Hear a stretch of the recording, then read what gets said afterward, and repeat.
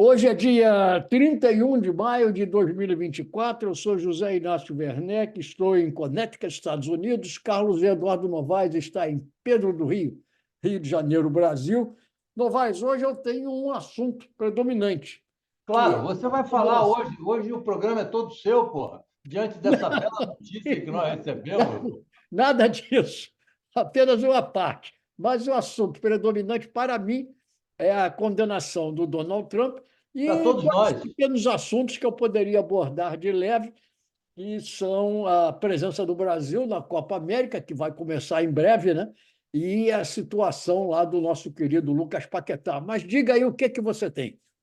Não, não, eu não tenho nada. Eu passei o tempo todo me preparando para ouvi-lo durante o programa, porque essa notícia da condenação do Trump, que eu não sei exatamente como é que vai se desdobrar, mas essa notícia é uma notícia alvissareira que todos nós aplaudimos e esperamos com grande ansiedade. Então, você aí que está no local do crime, é que pode falar a respeito desses acontecimentos que tanto nos alegra do lado de cá do Equador. É o seguinte: esse é um dos muitos processos contra o Donald Trump. Primeiro, ele perdeu aquele processo por difamar uma senhora, né? Que Foi. ele teve um encontro com ela em uma loja em Nova York, forçou a sua presença junto a essa presença aí com aspas, né? Aspas, Junto a essa aspas. senhora, né? Obrigou a sofrer um assédio sexual, uma importunação sexual, um ato sexual, em suma. E aí ele começou a dizer que ela tinha inventado tudo isso. O resultado, a mulher entrou com um processo por calúnia e difamação e ganhou aí milhões e milhões de dólares em cima do Donald Trump. Depois teve esse processo em Nova York, que basicamente foi sobre o fato de que ele usou de fraude fiscal para esconder o pagamento que tinha feito a uma atriz pornográfica. Há o processo em que ele tentou dar um golpe de Estado. Esse processo também na Justiça Federal corre em Washington. Há o processo de que ele tentou fraudar o resultado da eleição na Geórgia. Esse processo corre no estado da Geórgia. E há o processo da Flórida, em que ele se apossou indevidamente de documentos secretos do governo dos Estados Unidos. Esses outros três processos estão parados devido a manobras e subterfúgios e a uma proteção que ele, na realidade, goza de grande parte da justiça dos Estados Unidos, sobretudo da Suprema Corte dos Estados Unidos. Este é um outro assunto. A Suprema Corte está fazendo, através de alguns dos seus representantes, está fazendo o possível para ir levando, e levando, e levando, chutando o processo da chamada imunidade a que o Trump teria direito, para que ele não seja julgado antes da eleição. Isso é um outro assunto. Agora, o caso em Nova York é o seguinte: o nosso Donald Trump, que é um vigarista, sempre foi um vigarista, nunca passou de ser vigarista, foi condenado em Ele é 34 quatro. acusações, 34 acusações, quer dizer, todas unanimemente condenadas, 12 jurados, e haveria necessidade de condenação unânime em cada um dos quesitos. Então, o juiz ia perguntando, ou o oficial de justiça ia perguntando: número um, por isso e por aquilo, qual é o seu resultado? Culpado. Guilty. Número dois, culpado. Número três, culpado. E assim 34 vezes. E hoje o Trump deu uma entrevista coletiva, que no nosso tempo se chamava entrevista coletiva, né? Depois a imprensa brasileira passou a chamar de conferência de imprensa, mas em suma não foi nem uma coisa nem outra. Ele simplesmente chegou lá no hotel dele, em Nova York, e desceu a ripa no juiz, desceu a ripa nos jurados, disse que ele é um prisioneiro político. Quer dizer, não mostrou o menor remorso. Foi condenado em 34 acusações, foi incapaz de mostrar o menor remorso. Pelo contrário, ele está usando isso para arrecadar mais dinheiro ainda junto aos seus seguidores. E isso é uma coisa muito interessante, Novaes, porque nós estamos diante, nesse século XXI, no ano de 2024, estamos diante de um culto a uma personalidade, como se ele fosse um Buda, um Jesus Cristo, uma divindade caída dos céus sobre o território americano, porque há pessoas que não interessam, o Trump pode ser condenado por qualquer coisa, mas elas são trumpistas. É uma coisa mais ou menos parecida com o que acontece no Bolsonaro no Brasil. É a mesma coisa. É É a a mesma mesma coisa. coisa. É a É mesma um coisa. fenômeno, é uma coisa extraordinária. E o que me impressiona são líderes evangélicos, como líder da maioria da Câmara dos Deputados dos Estados Unidos, é um pastor evangélico. E esse cidadão está aí hoje nos jornais dizendo que é um absurdo condenar o Trump, não sei o que, tal, que isso é contra a Constituição, que quer que a Suprema Corte intervenha para que ele seja libertado, não sei o quê. Quer dizer, esse cidadão não está, no mínimo, interessado em nenhum dos aspectos imorais da conduta do Trump. Está mais do que claro que o Trump teve uma relação sexual com uma atriz pornográfica. Isso é um problema dele, Trump com a mulher dele. Mas acontece o seguinte: para fingir que ele não teve isso, ele usou de subterfúgios de fraude fiscal para justificar o pagamento que fez esta senhora, sem que parecesse que ele fizesse o pagamento. Isso é que levou Agora, o Trump para a cadeia, porque se ele tivesse tirado no bolso dele US$ 130 mil, não sei se ele tinha em dinheiro espécie, vivo, mas espécie. sendo um Ah, homem rico, provavelmente teria, fazia o pagamento, era um problema entre ele e a mulher dele, a Melania. Mas ele, talvez para fingir que não tinha feito nada disso e a mulher não soubesse, inventou essa fraude fiscal e acabou dando com os burros na água. Agora, acontece que o público trumpista aqui nos Estados Unidos não quer saber disso. E aí vem a grande dúvida: será que isso vai afetar a eleição do Trump? Será que, apesar de tudo, as pessoas, que os trumpistas ainda vão votar no Trump? Há um perigo muito sério de que, apesar de tudo, essas pessoas venham a votar no Trump.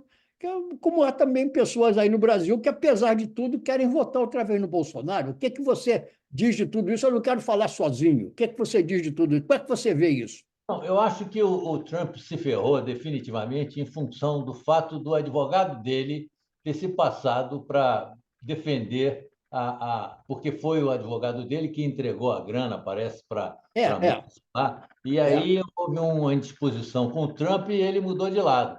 E aí ele confirmou tudo aquilo que o Trump poderia até, sem a presença do advogado, o Trump poderia até tentar contornar a história, dizer que não é nada disso, que não tinha prova, que ninguém podia. Ele não, eu acho que ele se ferrou exatamente na voz do advogado, que foi advogado dele e que foi o cara que intermediou a negociação. Agora, Esse ex-advogado do Trump, o Michael Cohen, é também um vigarista. Senão não seria o advogado do Trump em primeiro lugar. Mas acontece o seguinte: por problemas que não têm nada a ver uma coisa com a outra, ele mudou de lado a um determinado momento, porque o Trump também parece que passou a perna nele e outras coisas, estava devendo benefícios, bônus, gratificações a ele e não pagou, ou pagou menos do que tinha prometido. Por problemas internos lá, ele se virou contra o Trump e veio a público, e aí detonou tudo.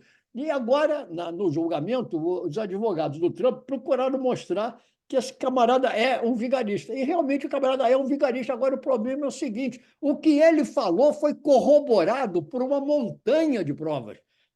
Até os ah, vigaristas são capazes de contar uma verdade. Tá entendendo? Você ah, pode contar 99 mentiras e um dia resolver contar uma verdade. Foi o que esse cara fez. Ele contou uma verdade. Não, ele é um vigarista. Muito bem, ele é um vigarista. Muito bem, está entendido. Todo mundo sabe que ele é um vigarista, mas aqui estão os documentos. Entendeu? claro, É tudo claro, é isso. documentado. É Tudo isso. documentado. E agora o que vai acontecer, ninguém sabe, porque temos o caso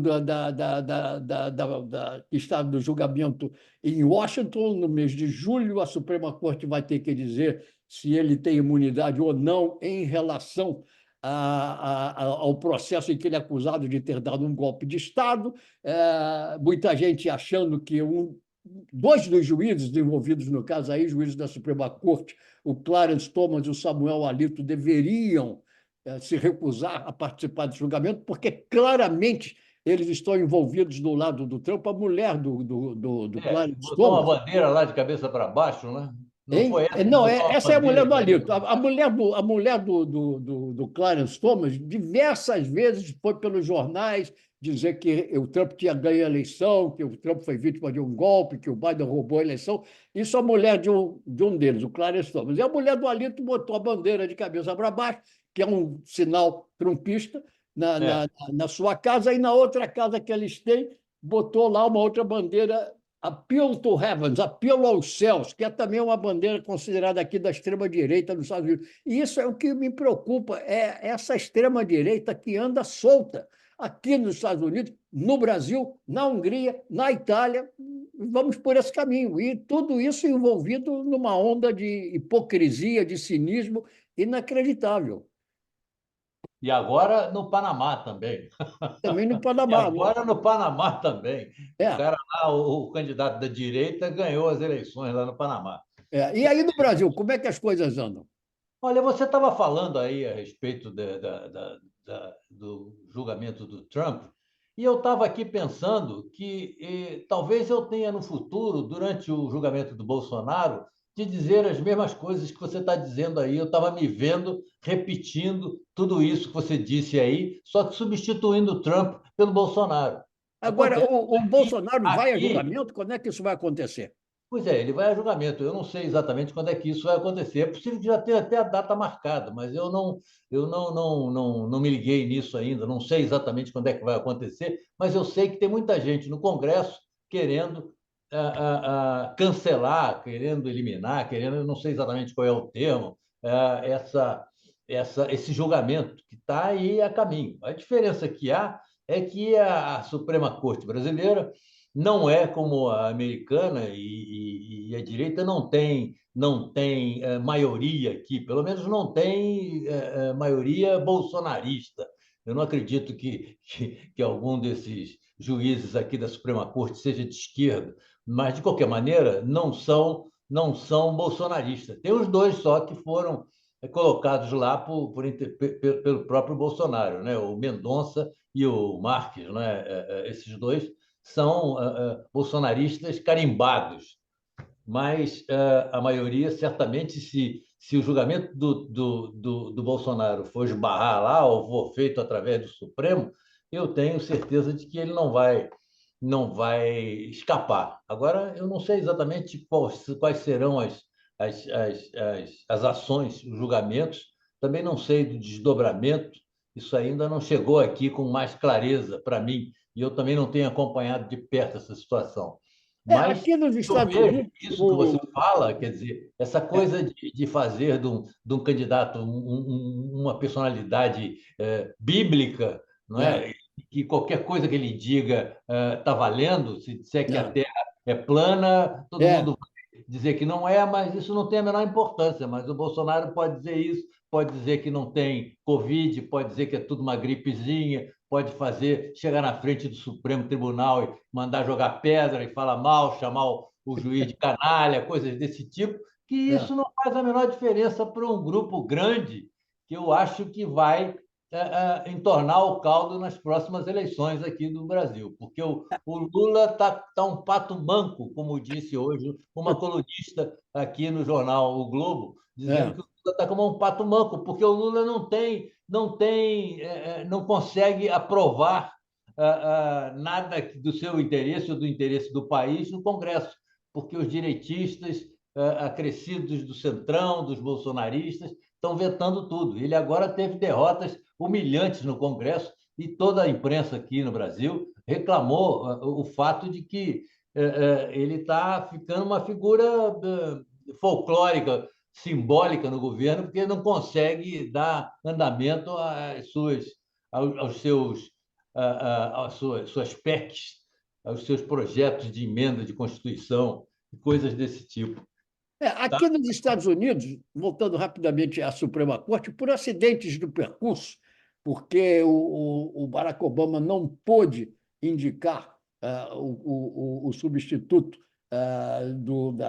da Suprema Corte, no caso do Scalia, quando o Scalia morreu. O fato é que, graças a esse acidente de percurso, o Donald Trump conseguiu botar, além de já ter lá o Alito e o Clarence Thomas, ele conseguiu botar a Amy Barrett, conseguiu botar o Kavanaugh, e já tinha também do lado dele o Gorsuch e o Roberts, que é o presidente. Então, eles têm praticamente 7. Dos 9 ministros, eles têm 7. O Robert, de vez em quando, fica ali em cima do muro, tal, nem sabe exatamente como é que ele vai agir em relação a essa questão da imunidade do Trump. Agora, os outros são declaradamente trumpistas. Vamos ver se eles têm pelo menos um mínimo de vergonha que os impeça de dizer que o Trump goza de imunidade e pode até mandar matar os adversários, como é a tese do próprio Trump. Agora, falando de outro assunto, Lovar, você outro dia estava falando no Facebook, como é que vai aí a sua ideia da Casa dos 80? Olha, o projeto está sendo formatado. Nós estamos levando para frente a Casa dos 80. É a Casa dos 80, você ainda vai morar lá. Eu Vou morar lá, tenho. já estou com 80, acabei de Não, fazer 87. eu sei. Você, quando eu digo você, não somos nós, nem você, É, nem eu, é, porque nós já moramos lá há algum é, tempo. Você é, mais tempo do que eu até. é, Mas isso aí é o subtítulo do projeto, que é um certo. projeto que a gente vai tentar colocar no Facebook, vai abrir um canal só para a Casa dos 80 e vai entrevistar as pessoas. As que estão saindo da casa dos 70 para os 80 e as que já passaram estão na casa dos 90.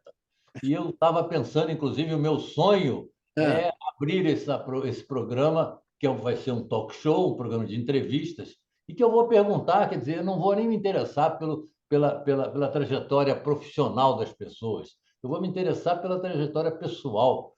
Sobretudo, perguntar. O meu sonho é ter a Fernanda Montenegro na abertura do programa. Seria ótimo, né?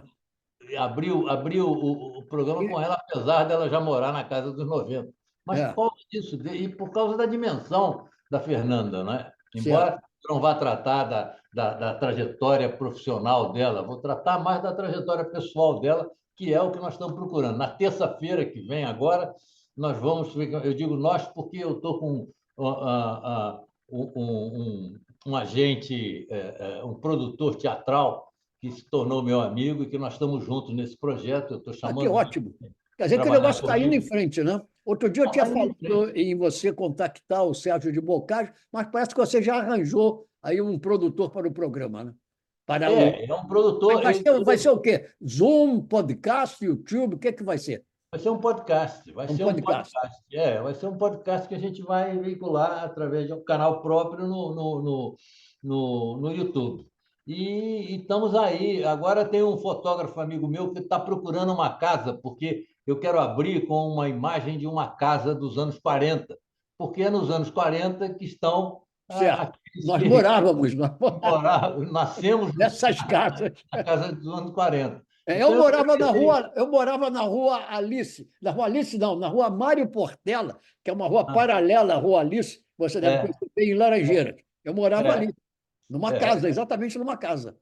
Eu tomei conhecimento da Rua Alice ainda muito jovem, porque todo mundo dizia que tinha um grande rendezvous na Rua Tinha. Alice, não é? Aliás, foi personagem do meu livro Caminho do Mar, o pai do Otávio Pinto Guimarães morreu dentro desse rendezvous, na Rua Alice, ficava no alto.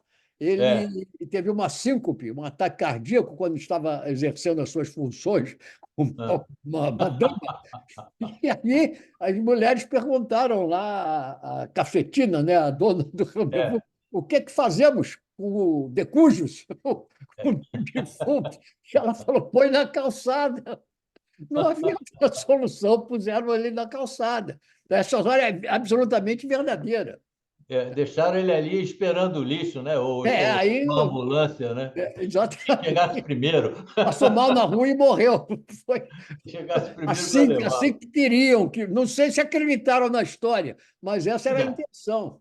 Então, e eu estava querendo abrir com uma fachada de uma casa dos anos 40. Eu É. me lembro muito, inclusive, da casa de um tio da minha mãe, que nós frequentávamos, e eu era muito garoto na época, que ficava na Professor Gabiso, na rua Professor Gabiso. E foi dali que eu vi as pessoas voltando do Maracanã, que eu não fui no dia da derrota do Brasil para o Uruguai.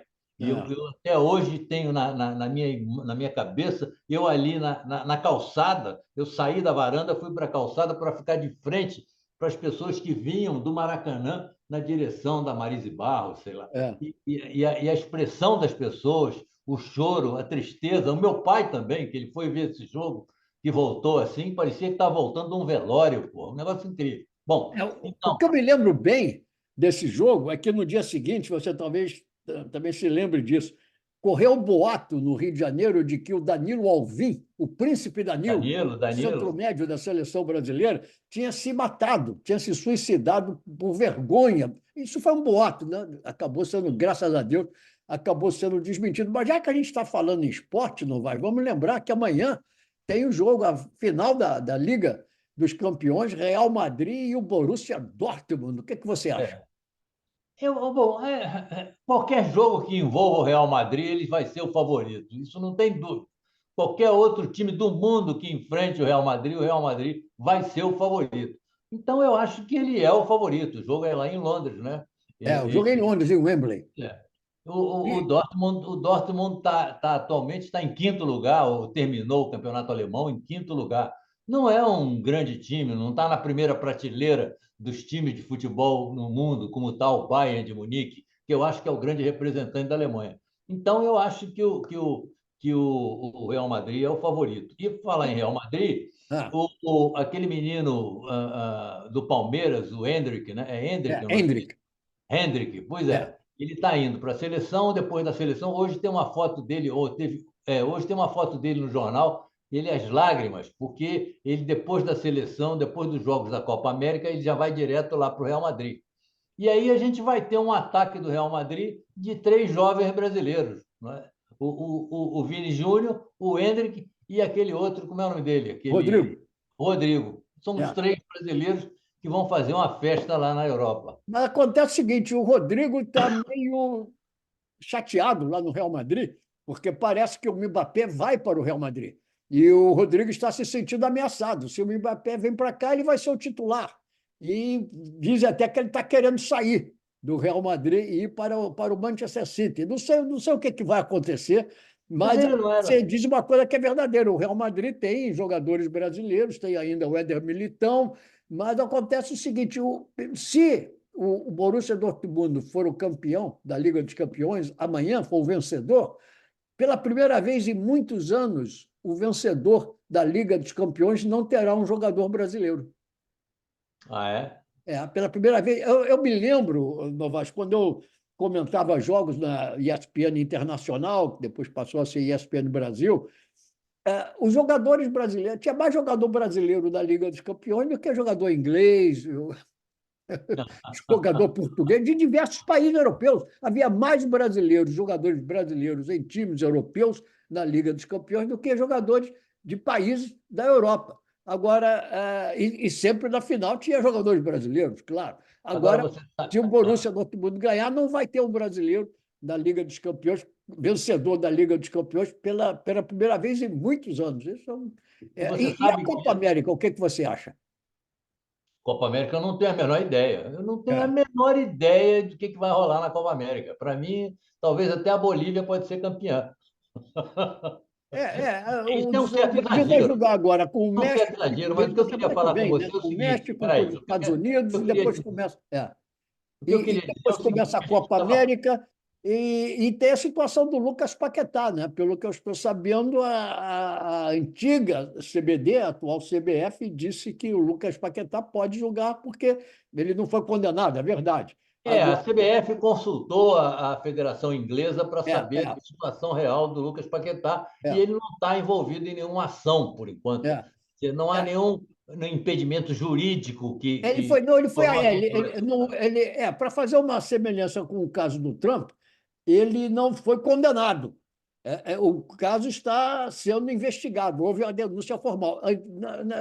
Foi curioso, até porque quando o Brasil fez aqueles amistosos há algum tempo com a Espanha, e o Lucas Paquetá não foi chamado, porque com a Inglaterra, né, os amistosos foram justamente com a Inglaterra e com a Espanha, ele não foi chamado porque ele tinha sido acusado. E aí o técnico, que era aquele técnico aí do Fluminense, disse que não ia chamar. Fernando Diniz. Fernando Fernando Diniz disse que Diniz. não ia chamá-lo porque era uma situação meio complicada. Agora que a situação está mais complicada, que houve acusação formal, a CBF disse que ele pode ser chamado. Realmente, juridicamente, não há nenhum impedimento. Agora eu me pergunto é a cabeça dele, como é que vai estar, porque ele está correndo um sério risco de praticamente arruinar a sua carreira, né? Ser suspenso por 10 anos, o que significa o fim da carreira.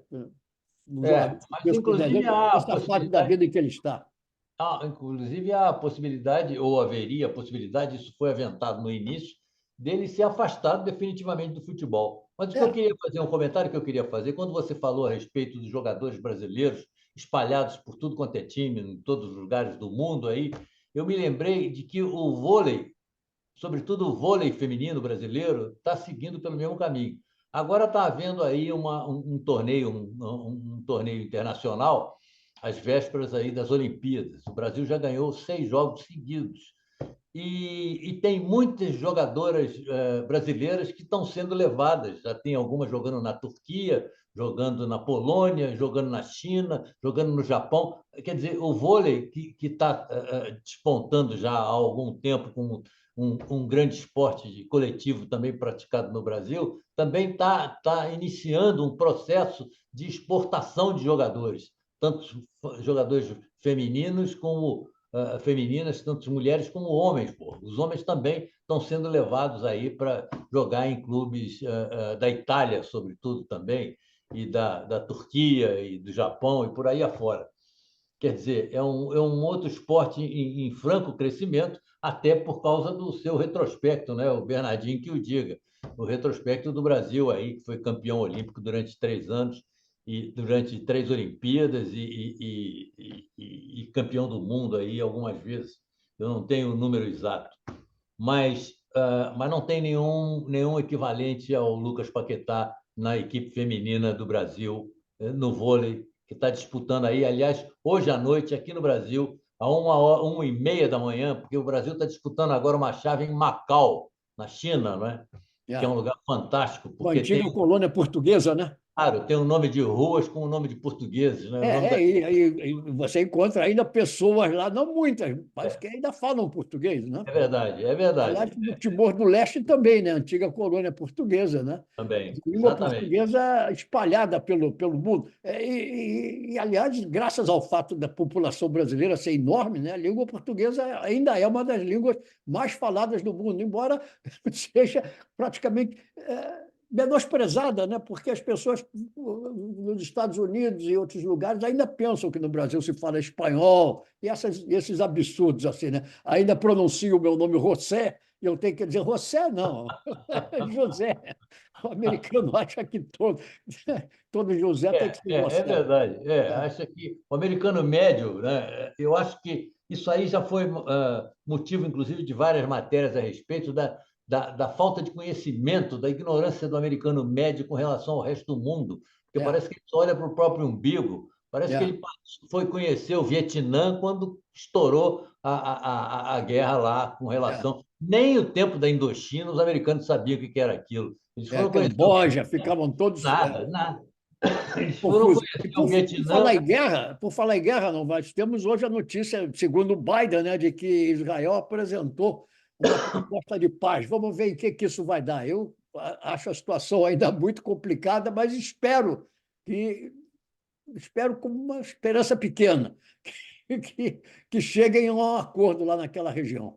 Não vão chegar nunca, Zainá. Só vão chegar a um acordo quando dividirem aquela terra lá entre a Palestina e Israel. E isso o Netanyahu não está permitindo. É preciso que o Netanyahu morra e que apareça alguém aí semelhante, parecido com aquele Isaac, aquele que ia fazer um acordo com O Itzhak Rabin. o Isaac Rabin. Eu quero o oposto, né? Ele queria um Que acordo, o tem uma Netanyahu não outra quer. visão da geopolítica local lá. De outra maneira, eu não acredito em nenhuma proposta. Eu estou com aquele primeiro-ministro espanhol que disse: Israel não tem uma proposta de paz. Não tem. Só se surgiu agora, ainda não apareceu aqui no Brasil essa proposta. Está por aí pelos Estados Unidos? Já apareceu aí a Não proposta? tem essa que a que o Biden se referiu hoje. Vamos ver o que é que vai dar. O nosso tempo está chegando ao fim. Na próxima semana, podemos aprimorar mais, nos aprofundarmos mais nesse assunto. Então, fica aqui a nossa despedida até a semana que vem. Até a semana que vem, Zé Inácio. Grande Um abraço para abraço. você e parabéns aí pela sua nova idade aí. Obrigado. E a Tchau. maratona que correu aqui no Rio de Janeiro. Eu acho que é hoje, ou foi Vai ser ontem? amanhã, depois da Vai ser manhã, amanhã. domingo. Domingo, vai ser depois da manhã. E te Tudo bem. barraram. Você foi barrado, né? Fui barrado, mas ano que vem talvez eu corra. Tá bom. Um abraço. Valeu. Tchau, tchau. Outro. Tchau, tchau, querido.